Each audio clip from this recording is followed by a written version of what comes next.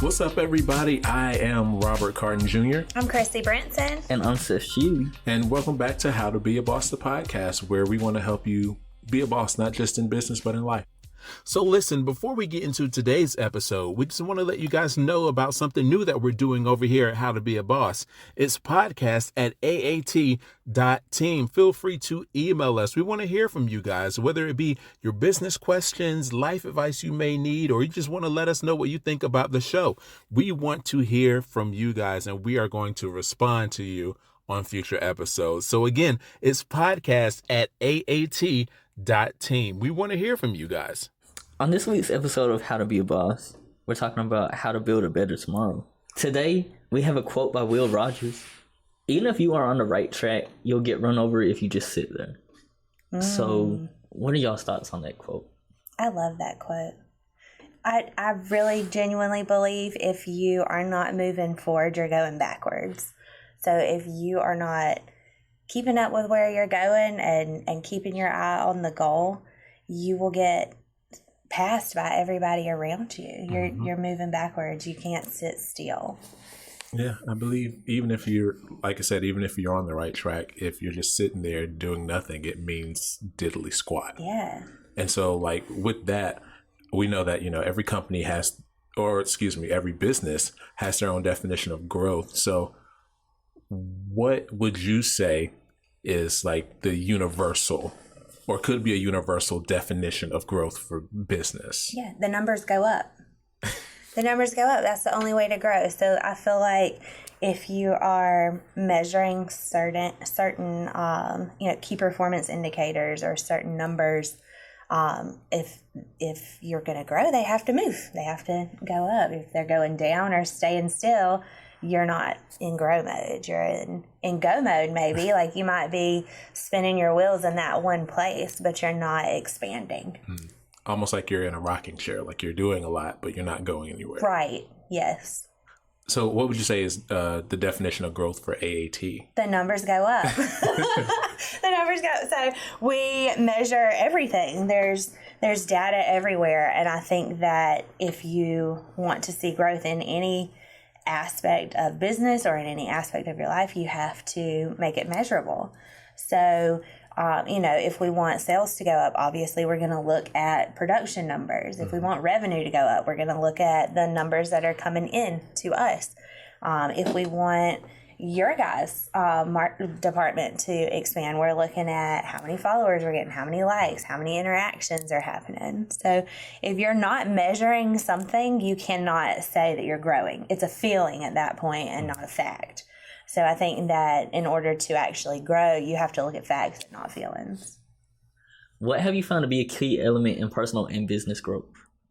To measure everything. I think that, so in my personal life, I look at our financial situation as a good indicator of growth.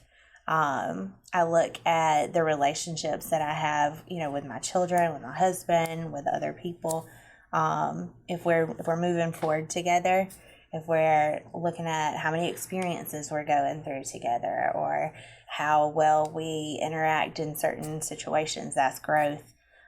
In business, it's always about the numbers. So in business, if we want something to grow, we have to figure out what do we have now and how do we get more of that in that area. So I think that those are definitely ways to measure how to grow in both areas. So is that always how you viewed growth? Like when you first started AAT, how'd you view growth then? Feelings, because I didn't know any better. So when you first get started with something, you do it out of a passion or an excitement, and it's very easy to just go off of how you're feeling at the moment. But what I found is by doing that, I'd get really, really happy when things were going good. And then when things started going bad, I got caught up in those negative emotions. And it was really hard to say, okay, this is what's actually happening. How do we get out of this? Because you kind of stay stuck there. So over time, I just learned how to look at, okay, this is what's really happening at the moment and be honest about it. And then this is how we get to the next point.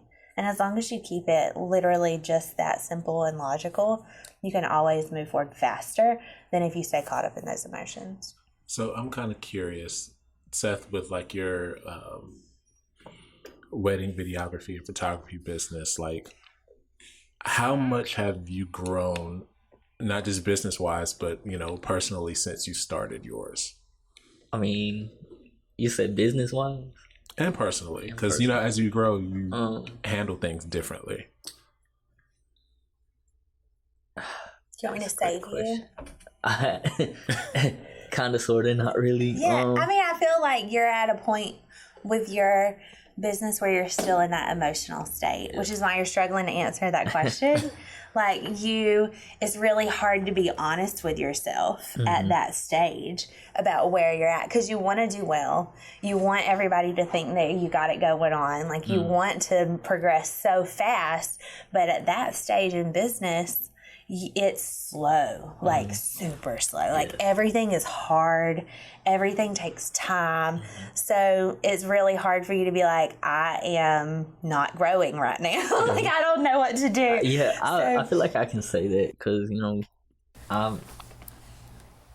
price wise, I'm growing. Okay. I have a second shooter. I guess I consider that growing. But Yeah. There's other stuff I want to do. I want to get an LLC, start, doing taxes on it as a business, kind of scared to jump out there. I think we've talked about this on another episode, but, scared to jump out there. So the growth is kind of stagnant because of me, being scared to jump out there and just do the Yeah. So, yeah, that's kind of where I'm at with it. I'm growing in some areas, but not in other areas. So, kind of like what you just said. Can you think of like an example of where you've like personally grown since the beginning? Personally grown, I guess that's where my prices will come into play. I used to feel like, I don't really know how to explain it. Like you were scared. I was scared to up my prices. Like you were scared. Like the price itself is kind of a business metric, but the fact that you took that leap, you did it, you saw that it wasn't so scary after all, that it was just literally a number. Like that's the personal growth that comes along with your business growing, is like your feelings towards things. And like I'm guessing that's just the theme of my life this week, because I keep hearing it about, taking like personal accountability for the things that you do. And like I think it was Wednesday when we were in the morning meeting, one of the takeaways from the videos that we watch, the one I got was, and it's regarding but it applies to life as well, was if you believe that using the phone doesn't work for you, it's usually not a problem with the phone. Take responsibility and change your techniques. And I'm learning, because I went to a meeting with a friend yesterday, and that was something else that they talked about, was like taking accountability for your actions and for the things that's going on in your life. Because if things aren't working the way that you want them to, or things aren't going the way that you want them to, it's your responsibility to look back at the choices that you've made and the choices that you're currently making, and make those changes to grow and to do better and to do more. And I think that, applies in business as well. If you are feeling like your business is stagnant at this point, like you could be like at a constant level of, money coming in and stuff like that. But if you feel like you're at a stagnant point, I think it's important that you look at the decisions that you're making and make changes. Yeah. Because it's something like you mentioned today, like you can't operate a $1 million business with a $100,000 mindset. Right. Yes. Is that something that you had to change when you started AAT, like switching your mindset? Yes, absolutely. 100%. So I think anybody who jumps from being an employee to a business owner, there's a very long learning curve there to change your mindset in the way that things operate. Because when you're an employee, you get to place the blame on anything that goes on in that business on higher ups. So you get to blame management, you get to blame teammates, you get to blame the business owner. You can look for all these outside places for things to happen. When you become a business owner, like, you're the person, you're the one that everybody else is blaming. So if you're the one that everybody else is putting the blame on, you have to be able to take responsibility for those things, and you have to blame yourself for things going right or wrong. So that's definitely a huge transition in business. And I think that my advice to everybody, honestly, listening to our podcast is go ahead and do that before you become a business owner. So, like, when you are an employee, take responsibility for what's going on in the business, because in all honesty, like, the business is ran because of people who are doing certain things. So if you're always, looking to say, hey, that's not my job, or that's not what we're doing today, or that's somebody else's fault, then you're never going to really own up to how you play a role in that big picture. So I think if you change your mindset to, like, everything is your fault, you will start looking for ways to solve problems that affect you long before you ever actually have to be like that. Because once you jump into a business role, like as an entrepreneur, as somebody that runs a business, it falls on you automatically, whether you like it or not. So choose to do that long before you have to. And speaking of people that help run things, shout out to Kate. Because yes. Kate over in Germany, she said that she listens to the podcast and she just wanted to be shouted out. Hey, Kate. Yeah, so Kate is our follow-up specialist. And I think that that's something that kind of sets us apart from a lot of other companies in our industry. We have Kate, and she's literally, her only job is to make sure that everything follow-up related after a deal is done gets done. So she's handling freight, she's handling damages, she's handling any issue that occurs after everybody says, okay, let's do this. And that's a vital role in our business, because once the deal is done, it's not done until everything's for real done. So you have to do all of that stuff, and she is amazing at that. So yes, shout out to Kate. You started talking about changes in your last answer, and with growth, change occurs. So what are some changes that you've experienced with the growth of AAT? Everything. The people. So I have seen the people that we started off with are no longer here. I'm the only one.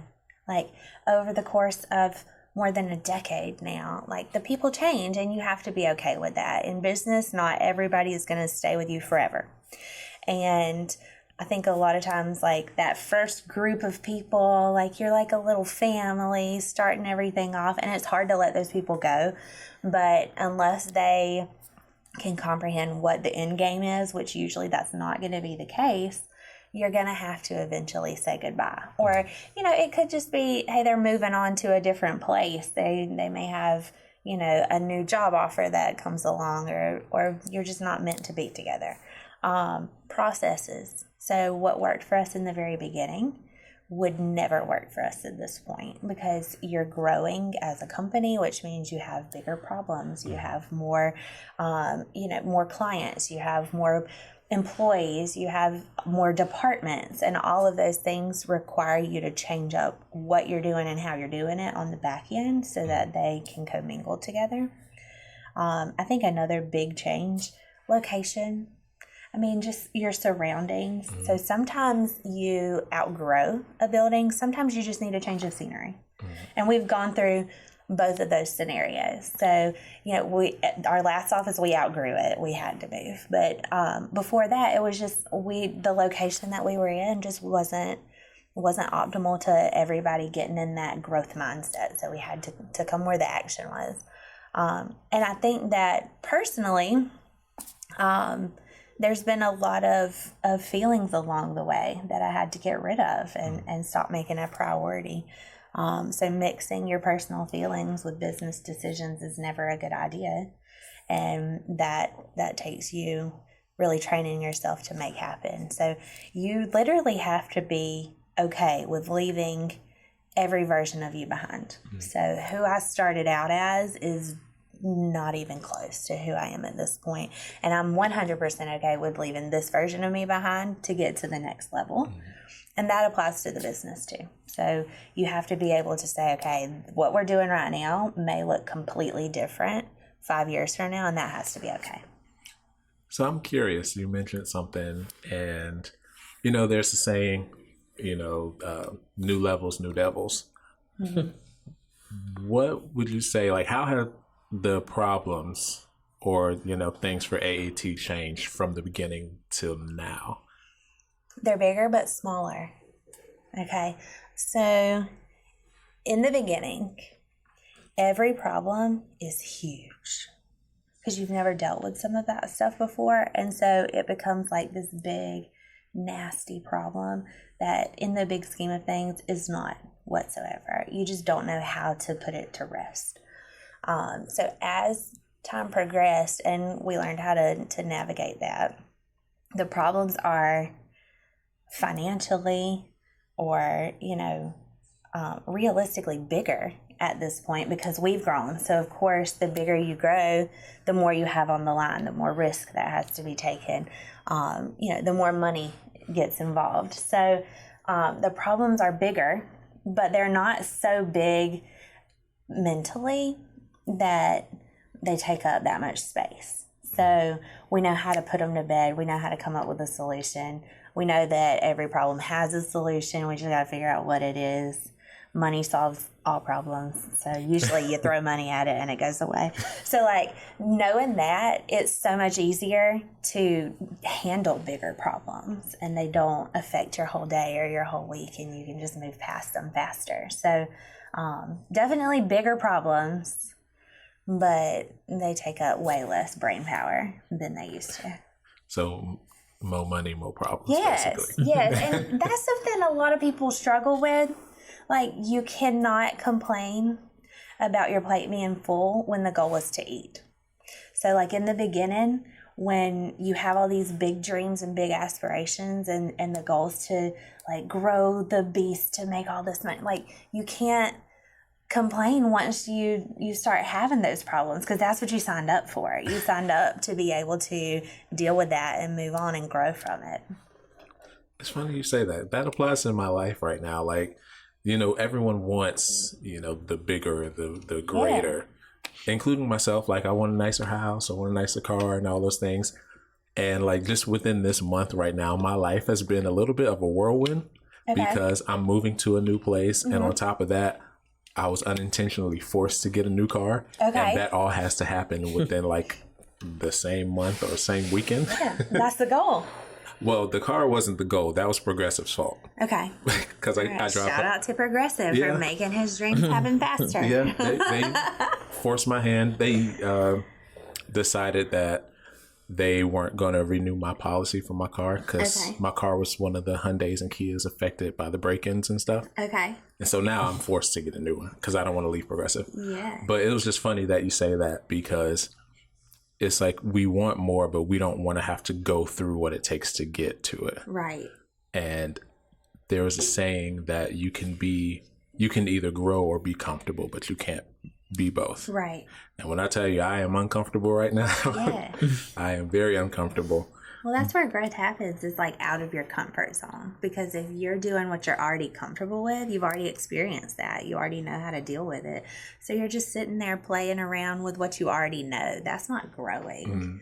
That's just staying still. That's being complacent. So, you know, you just gotta grab life by the horns and just go with it. It's one of those moments I don't have a choice but to deal with it. I'm glad y'all mentioned that, like about being uncomfortable. Like it's when growth happens. There's this group of YouTubers I watch every now and then.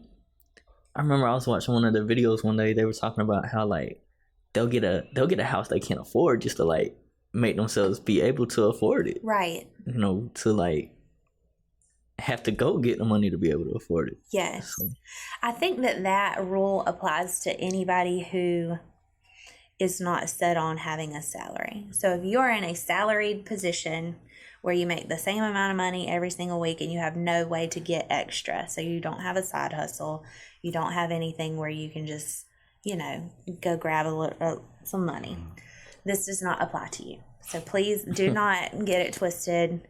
If that is your situation, do not take this advice because you're going to end up losing it. But our sales team, they work on commission. They all have a salary, obviously. So if they're cool with that, they can just eat the salary up and make no extra money. Not last here very long, but that is what they can do in the beginning. But our sales team, that's where all their money comes from, is their commission. Like that salary pays their taxes at this point. So my advice to all of them in the very beginning, once they are able to afford their current bills. So everybody shows up where they're just like, I need money. You know what I mean? They're struggling. Maybe they're moving money around to survive at that point. Once they're past the point of surviving, usually there's a plateau that happens where they're comfortable because all the things that they wanted, which was so simple, it's literally just adulting stuff in the beginning. But all of that's handled, and now they have a little extra money in their pocket, and they're not going forward. They're not growing anymore. My advice is always go get a bill. Go get a bill. It's scary. You just came from a situation where you couldn't afford to pay the bills that you had to pay, but now you get to choose what the bill is. So when you do that, you're not going to go backwards. You're not going to lose it. You're going to figure it out because you've already figured out how to make enough to survive. Now we need to start making money to thrive. So in the very beginning, that's my advice. Go get a bill, upgrade the car, upgrade the house, go buy some furniture, get a new wardrobe, buy, a new cell phone, whatever you want at the moment, just go get that. And breaking through that mindset block where you're scared of moving forward, that's what that's doing. It's making everybody overcome that fear so that when big decisions do happen in the future, it's so easy to get through it because you're not going to go backward. So since you're touching on fear, I guess this kind of goes hand in hand with this. What advice do you have for smaller businesses that are going through changes? Because I know that can be scary. Yes. Be honest with yourself about your scenario. So it's real easy to ignore the stuff that needs to change because there's other stuff that's working. So if your focus is only on what's working and what's going well, even though you have all of these things that are in your way of moving forward, you just sit there and spin your wheels and you're like, I'm comfortable, I can pay the bills, my employees are good. Be honest about what's in your way of moving forward. Because once you do that, once you say, okay, I want to, double my revenue this coming up year, what's in my way of that? You'll start seeing things that you're managing, but not efficiently, that are getting in your way. So if all of your salespeople are busy all day long handling the clients that you have, how are you going to grow if you can't handle any more business? So then maybe you need to hire some new people. Maybe you need to double that sales team. Maybe the processes that sales team is having to put up with is inefficient. And if you fix the processes, maybe it's a software, maybe it's, a communication issue in the office. Once you fix that, maybe they would have twice the time on their hands. Maybe that would make it twice as fast for them. So once you start being honest about those little things, then you can just knock those out and see what's on the other side of it. But I think a lot of people are just well, we've always done things this way, or it's working. Don't fix what isn't broken. And that saying, while, okay, yes, you don't want to fix what isn't broken, but you can always improve it. You can always upgrade it. So it doesn't necessarily require a repair. Maybe it just requires an upgrade. So if my phone 2 years from now, if I still have this same phone, maybe it's still working for me, but is it going to be as efficient as the newest phone? Absolutely not. So upgrading this phone to a better version of it makes way more sense than holding on to an outdated piece of technology. So that's how you have to treat business. I think a lot of times people feel like they've gotten into a groove when in reality they've gotten into a rut. Yes. It's like you think you have this thing, figured out and planned out to where it's just automated growth, when in reality you're just stuck in one area. You're just going in circles. You think everything is good, but you're not growing. And I like what you said, you don't fix what isn't broken, but it could use an upgrade. Yeah. Kind of like my car. Like, my car isn't broken. Everything is good with it. But I want a new one.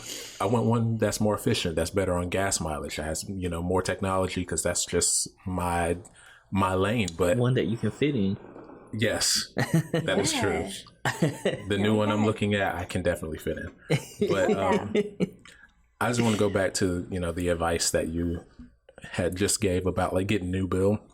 And how that does not apply to some people. That does not apply to me. And I think a part of that, I'm just saying that because a part of growth is also, acknowledging things about yourself that you might not like, or, couldn't possibly be like a negative thing.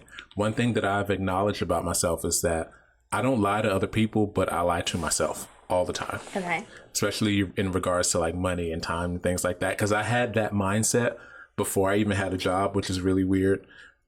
Before I got my first car, I tried to convince my mom. I was a young thing back then.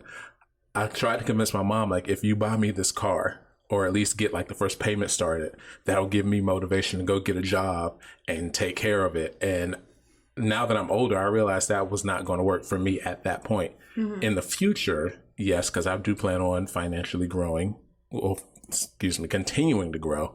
But at that point, it was like I was starting with nothing, and I was going to try to use that car to motivate me to do more. And I'm learning that wasn't going to work for me. Yes. Well, that's why I said if you have a fixed income, that doesn't work, because I had no income. Right. Or no income. And that's that. I mean, most kids go through that for sure. But like if you work a commission-based job, or if you have a side hustle where you're bringing in extra income on top of your 9-to-5, like things like that, you'll figure out how to go get more money. So like at our office, everybody makes the same, like on the sales floor, everybody makes the same salary. They get raises by commission, and I give raises by commission. So that percentage goes up as people hit certain checkpoints. But, if anybody wants to make more money, you got to figure out how to sell more stuff.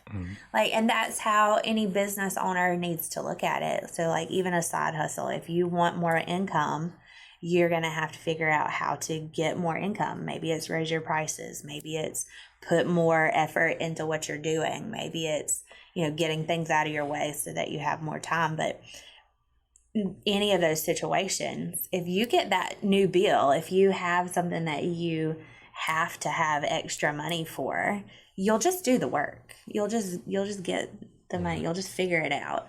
So, yes, definitely if you have no income or if you have fixed income, that's not necessarily going to work unless you go get a new job.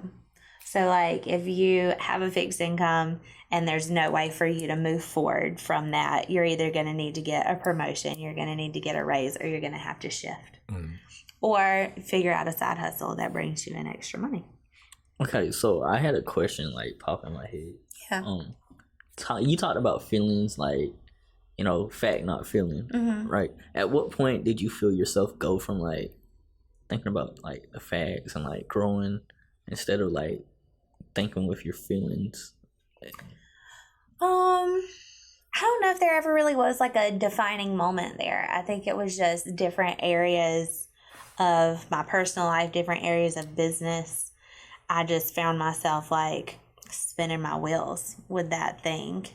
And then I would just be like, oh, this is silly if I just do this thing. Like it's just a moment of logic in that situation. And so over time, I would just get to that point faster. So even now, like there are some times where I find myself in my feelings about stuff and I'm just like, eh. And every time I do that, I'm just like, hey, what are the facts here? What are the numbers? how do we make those numbers grow? Or is this something I need to get rid of altogether? Mm-hmm. And sometimes that is what needs to happen. Like if you're spinning your wheels in something, sometimes it just needs to go. Like you need to see what life looks like without that thing.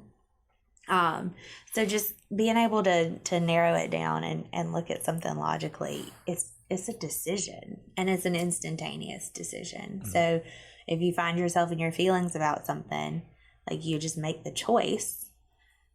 What are the facts here? Mm-hmm. And then you choose to move forward that way. So until you're ready to do that, there's no defining moment in it. So do you think that there could ever be a situation or a moment where growth could be potentially detrimental to a business? Absolutely. I think that there are a lot of companies who find themselves growing financially or growing their clients, and they don't let their processes and their people keep up. So they're not willing to hire new people. They're not willing to change the technology. They're not willing to maybe change the process on the back end. So then that will eventually lead to customer dissatisfaction, which causes your revenue to drop, which causes you to have way too many bills to pay from the revenue you're getting now, and then boom, you're out of business. So yes, I think that if you're in growth mode, you have to be ready to change everything whenever it's needed and be able to adapt whatever it may be and look for problems. I think that a lot of business owners don't look for the problems, they choose to ignore them. And when you choose to ignore problems, those problems sneak up on you. And then once it gets to a breaking point, sometimes it's too late for you to deal with that problem that's been there the whole time. That makes me think of the company, I don't know if you've ever heard of it, MoviePass. No. Okay, so MoviePass a few years ago, they were a company where you pay like $9.99 a month, and you can go to the movies and see like unlimited movies. Oh, okay.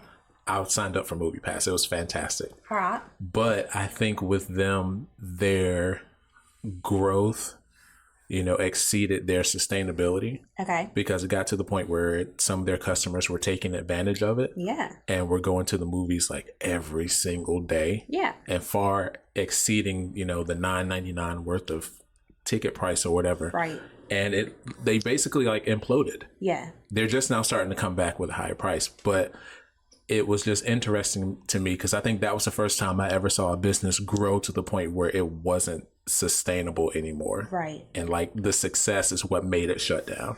Well, I think that the price there was definitely the problem, because if you have, like in their service, for instance, I'm sure that they had to deal with, all the cinemas or movie theaters or whatever to maybe get a discounted rate for tickets that they were, whatever the case may be. Their product cost outweighed what they were selling it for. So had their subscription amount been higher, then that would have been sustainable because it would not have cost them more to provide the product or the service than they were getting from the customer. And that's another big reason why companies fail, is they don't make their prices high enough. They don't make it worth their while. So like small business owners are super guilty of this because you want to just like get the business. And sometimes the business is not worth the time or the effort or the cost that you have to pay to provide that service or provide that product. So I think setting your prices accordingly. And that's another thing, like if you choose to ignore it, it's going to become a major issue for you. I'm sure that with that company, there were red flags for a long time before they decided to pull the plug. You know what I mean? So like once you start seeing those red flags, don't ignore them. Be honest about them so you can fix them. I think maybe what they were banking on was becoming like a subscription service like people forget about. Yeah. Like you don't really go, I guess they didn't think people really went to the movies. It was just going to be like, oh, this $10 that came out of my account is no big deal. But then there were people like me that like I had it and I took full advantage of it. Well, if I was just sitting at the house bored, I'm like, I'm going to go to the movies, even if it wasn't something I wanted to see. Because it's cheaper than an actual movie ticket. That was the first red flag that they should have. You know what I mean? Because okay, my car wash subscription, it costs me 2 car washes at least to pay that subscription. So if I don't go those 2 times, then the company's making money. You see what I mean? So like if I go 4 times, I'm sure they're still making money at that point. But like you have to make the price make sense, and providing that service for less than the cost of one ticket. Like even if everybody goes to the movies 1 time a month, they're going to lose money. Like that's insane. Crazy. It was a wonderful business though. And that For you. It was, yeah. Not for them. It was fantastic, especially with tickets costing like $15. Yeah. Just pay $9.99. Yeah. Now they're back, and their prices I think at like $19.99 a That's month, which is still still too low. good. Still too low. I still plan on taking full Movie advantage Pass, of if it. you're listening, you need to raise your prices. Well, what they did what's now- what's that little drink? That's Arizona, I think. Oh yeah, Arizona Teas. Yeah, like 99 cents, right? For the past 30 years, yeah, been 99 cents. I love it. I don't want them to change. But I think with Movie Pass now, they have it to where you have to sign up for it, and then you'll be selected to participate in it or something. It looks like you get credits.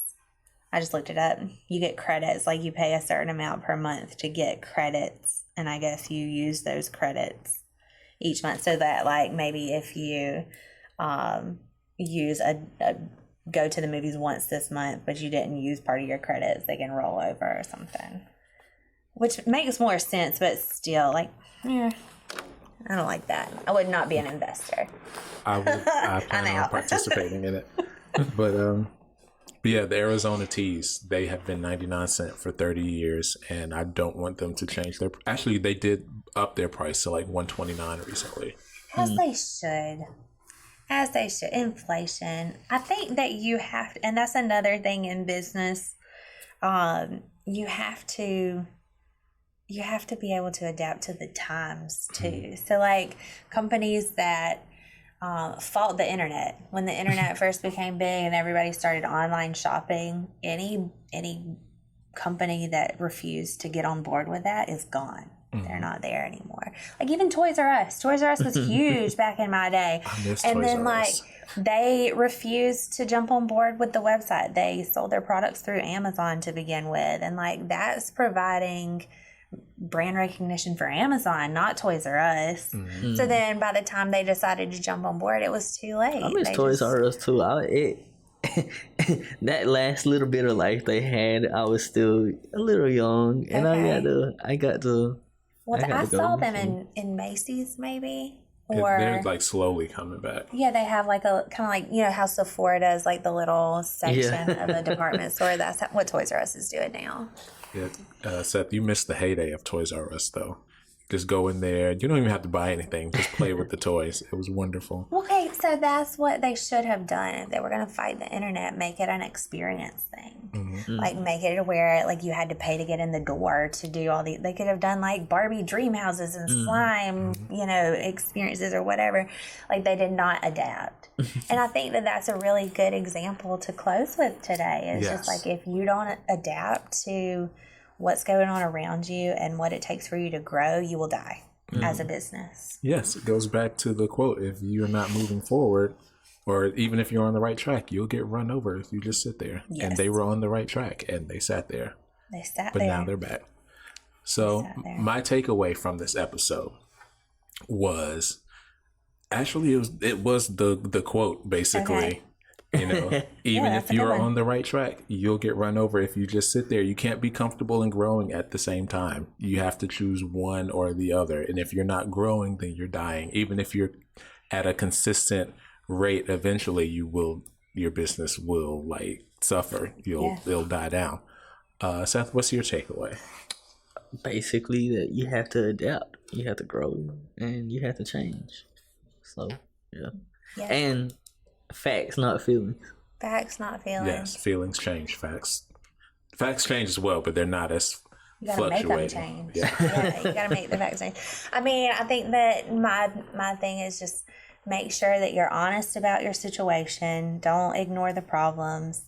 And then do what it takes to fix it. Don't be afraid of the work because your fear will get in the way of you making any changes. You just have to push forward, do it, figure it out, and then adjust on the other side of that. Because no one decision is going to make or break your life unless you're doing something that's ending your life. So, unless you're taking that big of a risk, it's not that serious, and you can fix it on the other side if it's the wrong decision.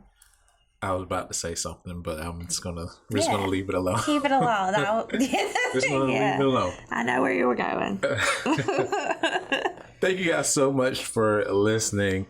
Don't forget to visit us on all of our social media platforms: Facebook, Instagram, TikTok, LinkedIn. We are everywhere. Just simply search Advanced Auto Transfers. And also follow us on YouTube at AAT TV, or you can search Advanced Auto Transfers there as well. And visit us at autotransfers.com to see exactly what we here at AAT can offer for you and your dealership. And also, one more thing, email us at podcast@aat.team. We want to hear from you guys, your thoughts, your questions, your feelings about things. We just want to know. I think that's everything. I feel like I'm forgetting something, but that's normal. That normally means I got everything. So with that being said, I am Robert Carden Jr. I'm Christy Brinson. And I'm Seth Shue. And you can check us out next week. I got it right that time. You did.